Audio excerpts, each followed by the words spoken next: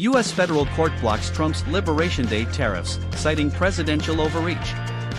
A U.S. federal court ruled on May 28, 2025, that President Donald Trump exceeded his authority by imposing sweeping Liberation Day tariffs on imports from over 180 countries. The Court of International Trade permanently enjoined these tariffs, delivering a major legal setback to a key element of Trump's trade policy. The administration has filed an appeal, signaling an ongoing legal battle that may reach the Supreme Court.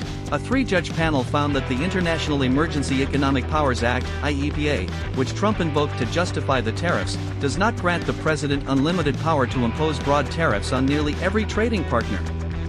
The blocked tariffs included 25% duties on Canadian and Mexican products and 20% tariffs on many other countries, affecting a vast array of goods and raising concerns about global trade disruption. The court ordered that the contested tariff orders be vacated and their enforcement permanently halted, marking a decisive judicial rebuke of the administration's unilateral trade actions.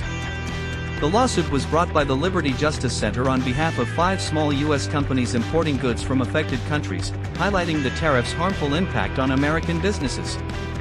Judges emphasized that the U.S. Constitution grants Congress exclusive authority over trade policy, and the president's emergency powers do not override this separation of powers. The Trump administration promptly filed a notice of appeal, maintaining that the tariffs address a national emergency related to the trade deficit and pledging to use every lever of executive power to defend the policy. Following the ruling, U.S. stock futures surged, and the dollar strengthened against safe haven currencies like the yen and Swiss franc, as investors welcomed the removal of tariff-related uncertainty.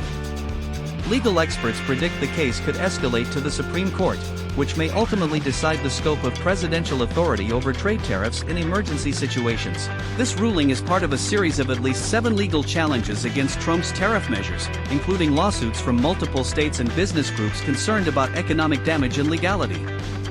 The court's decision marks a significant check on presidential power in trade policy, reinforcing Congress's constitutional role and raising questions about the future of Trump's aggressive tariff strategy amid ongoing appeals and political debate.